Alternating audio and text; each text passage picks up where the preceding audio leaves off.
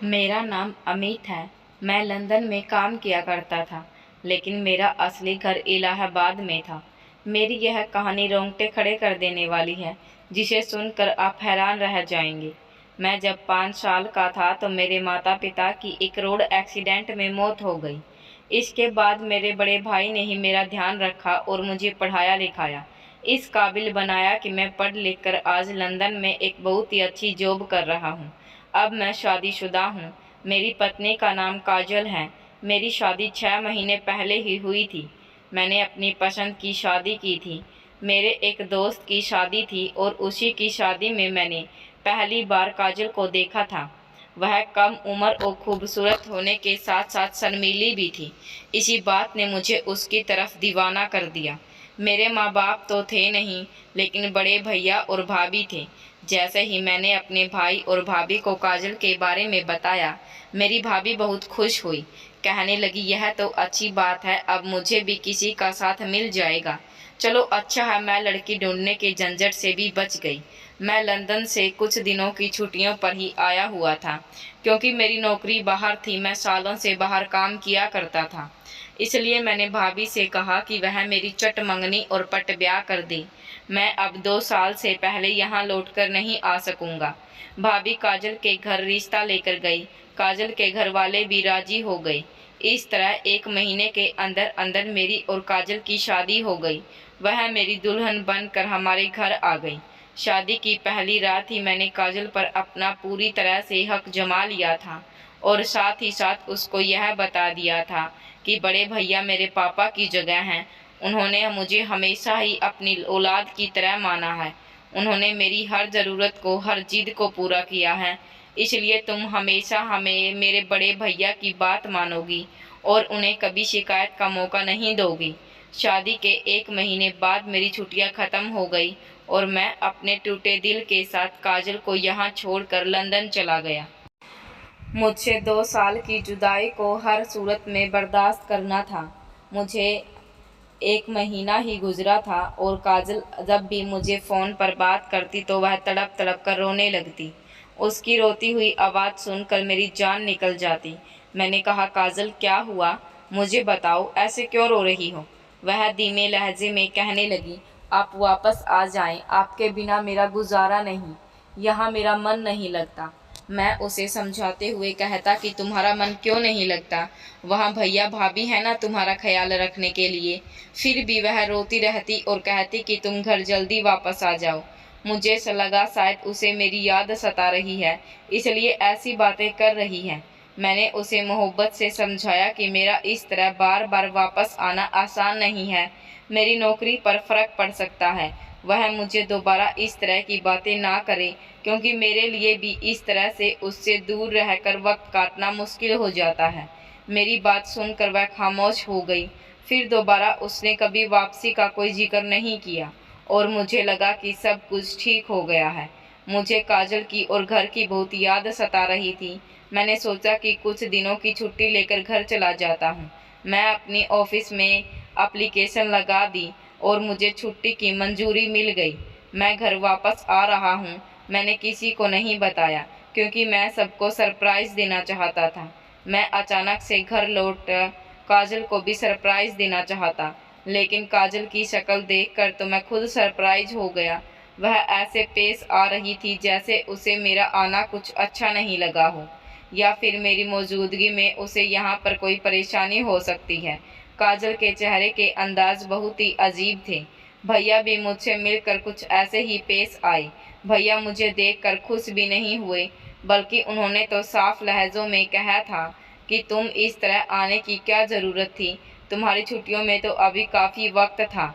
मुझे तो लगा था कि तुम्हारी पत्नी और मेरे भैया मुझे देखकर बहुत खुश होंगे। उनके अजीबोगरीब सवालों पर मैं बहुत हैरान हुआ और भैया से कहा कि मेरी तबीयत कुछ ठीक नहीं थी, मुझे घर की याद सता रही थी, इसलिए मैं कुछ दिनों के लिए लौट आया हूँ। मैंने देखा कि मेरी भाभी घर में मौजूद नहीं थी। काजल ने मुझे बताया कि भाभी की तबीयत ठीक नहीं है, वह अपने मायके गई हुई है। यह सुनकर मैं काफ़ी परेशान हो गया। मैं भाभी से बहुत प्यार करता था। मैंने उनसे मिलने की बात की तो भैया ने मुझे रोक लिया और कहने लगे, वह तुम्हें देखेगी तो यहाँ आने की जिद करेगी। उसकी तबीयत बहुत खराब है, उसे कुछ दिन आराम करने दो, उसे खुद वापस ले आऊँगा। कुछ दिन बाद मैं उसे खुद वापस ले आऊँगा। भैया की बात सुनकर मैं रुक गया। काजल हर वक्त घर के कामों में बिजी रहती और जब रात को कमरे में आई तो उसके अंदाज वैसे नहीं थे जैसे कि मैं उम्मीद कर रहा था। काफ़ी दिनों बाद मैं लौटकर उसके पास आया था। वह बिल्कुल नॉर्मल सी थी, ना ही उसके अंदर जज्बात की कोई तड़पती, ना ही मिलन की तमन्ना। वह मेरे बराबर में आकर आंखें बंद करके लेट गई जैसे सोना चाहती हो। शायद वह किसी बात पर मुझसे नाराज़ हो और इसलिए मैंने उसे मनाने के लिए उसकी तरफ हाथ बढ़ाया, लेकिन उसने तो बहुत आसानी से मेरा हाथ झटक दिया और कहने लगी कि मैं बहुत थक गई हूँ, मुझे सोने दीजिए। यह कहकर उसने कमरे की लाइट भी बुझा दी। मेरे सारे अरमान मिट्टी में मिल गए। मैं खामोश रह गया। जिस औरत के लिए मैं अपनी नौकरी दांव पर लगाकर वापस आया था, उसे तो मेरी परवाह ही नहीं थी। जिस अंदाज ने उससे मेरा हाथ झटका था, मेरी इज्जत को बहुत ठेस पहुंची। इसलिए मैंने खुद उसकी तरफ से मुंह फेर लिया और सो गया। लेकिन आधी रात को मुझे ऐसा महसूस हुआ जैसे काजल बिस्तर से निकलकर कहीं बाहर गई हो। कमरे से अटैच ही बाथरूम था, फिर वह बाहर कहाँ गई थी मुझे समझ नहीं आया। और फिर ख्याल आया कि कहीं ऐसा तो नहीं कि वह मुझसे ज़्यादा नाराज़ हो और इसलिए कमरे से निकली हो। मैंने भी जानबूझकर उससे कितने दिनों तक दूरी इख्तियार रखी थी। मैं उसके पीछे कमरे से बाहर निकला तो मुझे भैया के कमरे में वह जाती दिखाई दी। रात के इस वक्त भैया के कमरे में उसका क्या काम था, जबकि भाभी भी घर में नहीं थी। मैं सोच में पड़ गया। मुझे अपने भैया और काजल दोनों पर ही बहुत भरोसा था, इसलिए मेरे दिल में एक बार भी उनके खिलाफ कोई बात नहीं थी। और मैं भैया के कमरे की तरफ बढ़ गया कि शायद वह किसी काम से वहां गई हो। लेकिन कमरे के दरवाजे पर पहुंचते ही ऐसा लग रहा था जैसे मेरे पैर जंजीर से बंध गए हों। कमरे से अंदर से आती आवाज़ों ने मुझे हिला कर रख दिया। मैं सोच भी नहीं सकता था कि मेरी पत्नी मेरे पीछे इतनी घटिया हरकत भी कर सकती है। मैं चाहता तो उसी वक्त कमरे के अंदर दाखिल होकर काजल और अपने भैया को रंगे हाथों पकड़ लेता, लेकिन ऐसा करने से हर रिश्ते का भरम टूट जाता और मैं इस दुनिया में अकेला रह जाता। इसलिए मैंने सब्र से काम लिया और सोचा कि मैं काजल के मुँह से सब जान कर रहूँगा कि आखिर उसने मुझे छोड़कर आधी रात को भैया के कमरे में जाना क्यों ज़रूरी समझा। मैं कमरे में जाकर बैठ गया और फिर काफ़ी देर के बाद जब काजल वापस लौटी तो मुझे जगा हुआ देखकर उसके चेहरे का रंग बदल गया। मैंने उससे पूछा कि तुम कहाँ गई थी, तो वह घबरा कर कहने लगी, मैं हवा खाने के लिए ऊपर छत तक गई थी। उसके झूठ ने मेरा शक यकीन में बदल दिया, क्योंकि मैं जान गया था कि वह मेरी आंखों में धूल झोंक रही है। लेकिन मेरे भैया ऐसा कैसे कर सकते हैं? वह तो मेरे सगे भाई हैं, जिसे मैं अपने बाप का दर्जा दिया था। और मेरे भैया अपनी पत्नी से बहुत मोहब्बत करते थे, वह कभी अपनी पत्नी को धोखा नहीं दे सकते। तो फिर आधी रात को मेरी पत्नी और उनके बीच में क्या चल रहा था? मेरी भाभी अपने मायके क्यों गई थी, जबकि आज तक कभी मैंने अपनी भाभी को मायके में रहते हुए नहीं देखा था। मेरे अंदर एक तूफान सा जाग रहा था। इस तूफान को इसी वक्त थामना था जब सच्चाई पूरी तरह खुलकर मेरे सामने आ जाती। मैं पूरे 3 महीने से यहाँ नहीं था और उन 3 महीनों में मेरे पीछे यहाँ क्या हुआ, यह सब कुछ देखते देखते मुझे 15 दिन गुजर गए। मुझे यह सब कुछ जानना था, लेकिन उससे पहले मुझे अपनी पत्नी को अपने भैया के कमरे में जाने से रोकना था। अगले ही दिन मेरी पत्नी आईने के सामने खड़ी होकर तैयार हो रही थी और मैं बिस्तर पर लेटकर उसे अपनी आंखों से देख रहा था। मैं उसकी नज़र में एक सोता हुआ इंसान था, लेकिन हकीकत में मैं जाग रहा था। रात को इस वक्त अपनी पत्नी को तैयार होता देखकर मुझे हरगिज भी खुशी नहीं हो रही थी, क्योंकि मेरी पत्नी मेरे लिए तैयार नहीं हो रही थी, बल्कि उसकी यह तैयारी तो मेरे बड़े भैया के लिए थी। मेरा वह बड़ा भाई जिसे मैं अपने बाप का दर्जा दे रखा था। मेरी पत्नी आधी रात को इसके कमरे में चली जाया करती और मैं यह बात अच्छी तरह से जानता था कि वह वहाँ क्या होता है। हमेशा की तरह इस रात भी मेरा दिल चाह रहा था कि उठकर अपनी पत्नी का हाथ पकड़ दूं और उसे अपने बड़े भैया के कमरे में जाने से रोक दूं, लेकिन मैं मजबूर था। मेरे पास उसके सिवाय और कोई रास्ता भी नहीं था। मैं देखूं, क्योंकि उसे रोकने की ज़रूरत की थी। वह जवान और खूबसूरत थी, लेकिन उसके बावजूद भी काजल मेरे हाथों से बाहर थी, क्योंकि इतने रातों में एक रात भी ऐसी नहीं आई कि उसने मेरे साथ गुजारी हो। मैं हर रात उसे पाने की हसरत के लिए बिस्तर पर पड़ा रहता। वह मुझे नज़रअंदाज करके कमरे में चली जाती।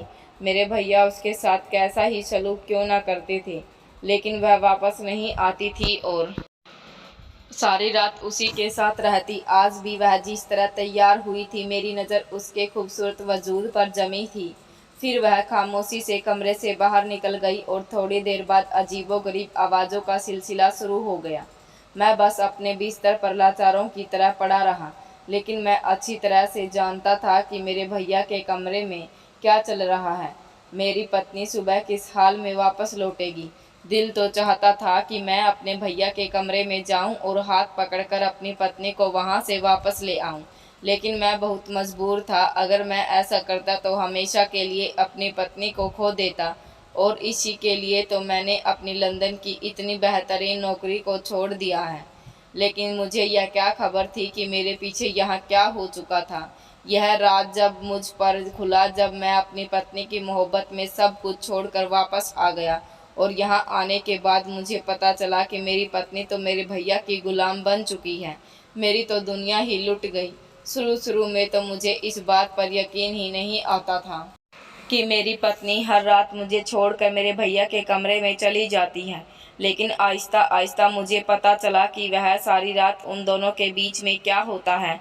एक पति होने के नाते मेरी बर्दाश्त से बाहर था, लेकिन फिर भी मैं सब कुछ बर्दाश्त करने पर मजबूर था। मेरी पत्नी को कमरे से गए आधा घंटा भी नहीं हुआ था और मेरे बड़े भैया के कमरे से आवाज़ें आने लगी।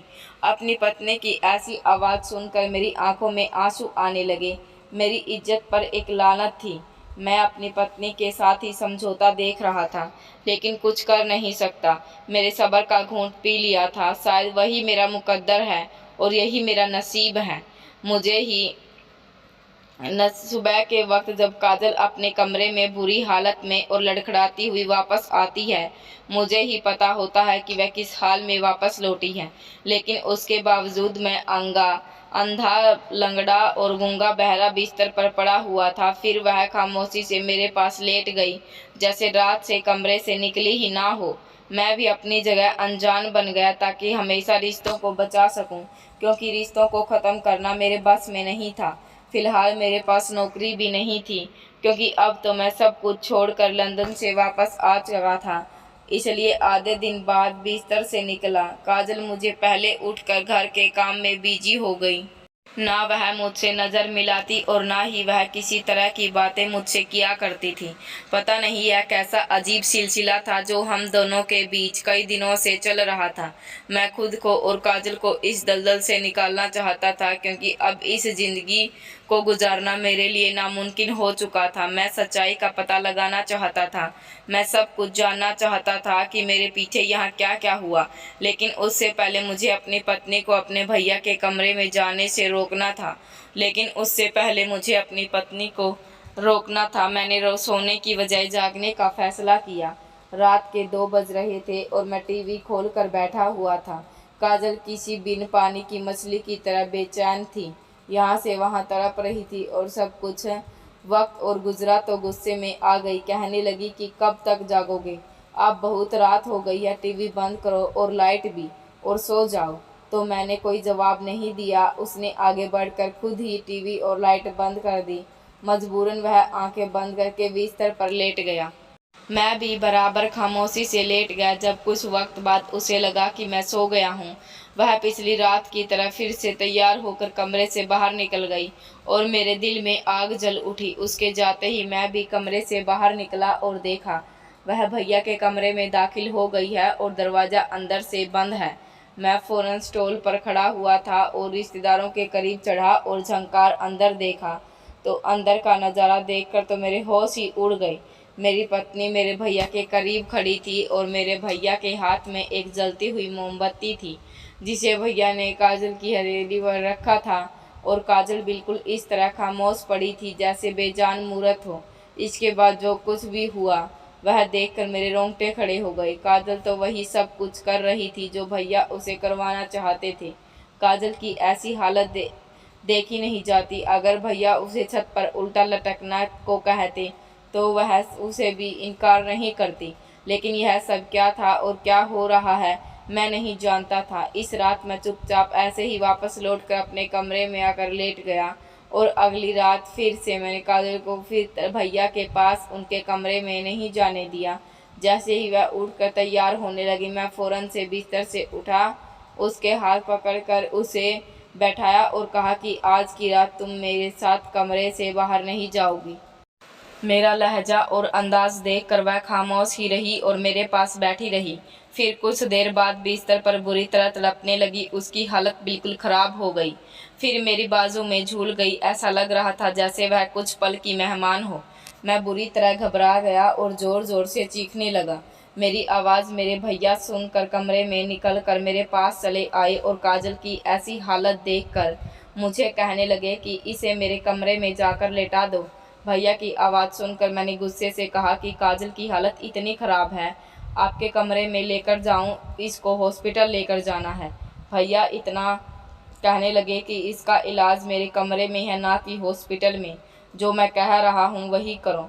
उनका लहजा इतना सख्त था कि मैं काजल को उनके कमरे में ले गया और उनके बिस्तर पर लिटा दिया। पहले मुझे लगा कि कमरे से उन्होंने बाहर निकलने का मुझे हुक्म दिया। खुद न जाने इसके साथ कमरे में क्या क्या करने लगे। लेकिन कुछ देर बाद जब काजल उनके कमरे से निकली तो पहले की तरह बिल्कुल ठीक थी। उसे ठीक ठाक देखकर मैं भी हैरान था। जो कुछ मैंने अपनी पिछली रातों में अपनी आंखों से देखा था वह सभी बातें यकीन करने वाली तो नहीं थी, और जो आज हुआ उसने तो मेरे होश ही उड़ा दिए। मैं बहुत ही ज़्यादा रात के साथ मुझे ऐसा एहसास हुआ कि जिस रात काजल को भैया के कमरे में जाने से रोकता, उसी रात उसकी हालत बिगड़ जाती।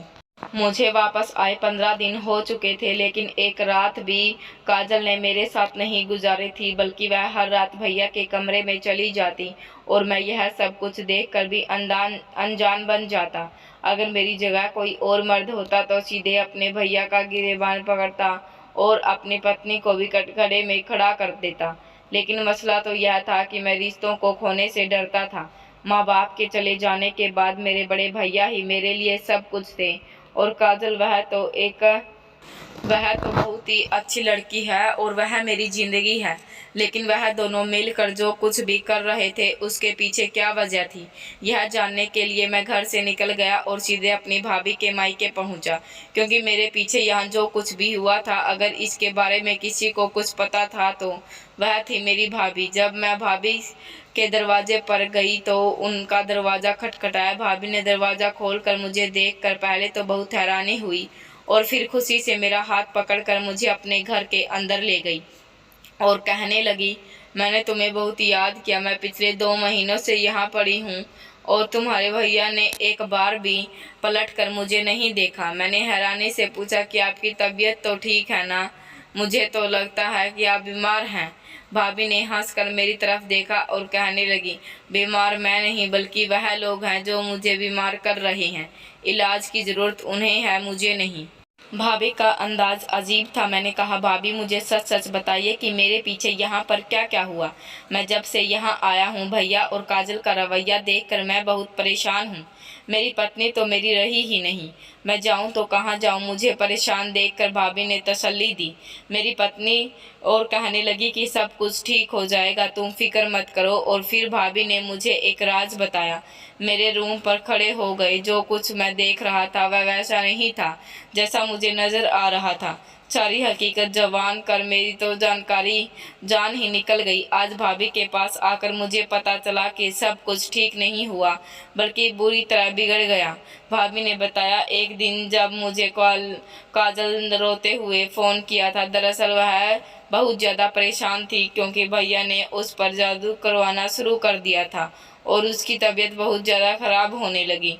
भैया ने उस पर जादू करवाना शुरू कर दिया ताकि उन्होंने वो शादी तो करवा दी, लेकिन मेरे लंदन वापस जाने के बाद भाभी मेरी पत्नी को भैया के नापाक इरादों से बचा नहीं पाई और भैया ने मेरी पत्नी को भी तरीके से तंग किया और लेकिन जब काजल तकलीफ बर्दाश्त करती चली गई तो उन्होंने कालो जादू भी करना शुरू कर दिया और काजल को अपने काबू में कर लिया। आधी रात को वह काजल को अपने जादू के असर में करके उस पर पढ़ाई करते, कभी उसका हाथ जलाते तो कभी उसको बहुत तकलीफ देते और इसलिए उसकी ऐसे आवाज़ें निकलती थी, लेकिन वह कभी भी भैया के खिलाफ नहीं जाती। भैया उस पर काला जादू कर रहे थे जिससे वह जिंदगी भर के लिए ना सिर्फ उनकी गुलाम हो जाती बल्कि वे बेऔलाद भी रह जाती। भाभी ने भैया को रोकना चाहा तो भैया ने उनकी बात नहीं मानी और इसलिए भाभी ने गुस्से में घर छोड़ दिया। भैया दौलत के लालच में इस कदर अंधे हो चुके थे कि उन्होंने सारे रिश्ते एक साथ दांव पर लगा दिए। काजल भी हर तरह इस जादू के अंसार में कमरे में पहुंच जाती और जिस रात नहीं जाती उसकी तबीयत बिगड़ जाती। यह सब सुनकर मेरी जान निकल गई। फिर भाभी ने मुझे उस जादूगर का पता दिया जिसके साथ मिलकर भैया यह सब कुछ करवा रहे थे। भाभी ने कहा कि अगर तुम अपने भैया से ज़्यादा पैसे उस जादूगर को दोगे तो वह तुम्हारे लिए यह काम ज़रूर करेगा और सब कुछ ठीक हो जाएगा। मैंने ऐसा ही किया और उस जादूगर को बहुत ज़्यादा पैसे दिए तो उसने जाने कैसे क्या किया कि भैया का जादू ही उल्टा पड़ गया। काजल ने तो उनके कमरे में जाना छोड़ दिया, लेकिन अब हर रात उनके कमरे से उनके चीखने की आवाज़ आने लगी थी। कुछ दिन यह सिलसिला ऐसे ही चलता रहा और फिर एक दिन भैया ने खुद हमारे कदमों में गिरकर हमसे माफ़ी मांग ली क्योंकि वह बहुत तकलीफ़ में थे और इस तकलीफ़ से निकलना चाहते थे। मैंने भैया को माफ़ कर दिया लेकिन अपने रास्ते उनसे अलग कर लिए। मैंने हमेशा के लिए लंदन वाली नौकरी छोड़ दी और काजल के साथ एक अलग मकान में शिफ्ट हो गया। कभी कभी रुपए, पैसे और जायदाद इंसान को उसके रिश्तों से दूर कर देते हैं और मेरे साथ भी ऐसा ही हुआ। जायदाद के लालच में आकर मेरे भैया ने हर रिश्ते को खो दिया। ना ही भाभी उनके साथ रही, ना ही काजल और ना ही मैं। क्या आप लोगों ने भी आज की दुनिया में ऐसी लालची लोगों को देखा है जिन्हें दौलत के आगे रिश्तों की कोई परवाह नहीं होती? जब मैं और काजल हम दोनों ने अपनी एक अलग ही दुनिया बसा ली।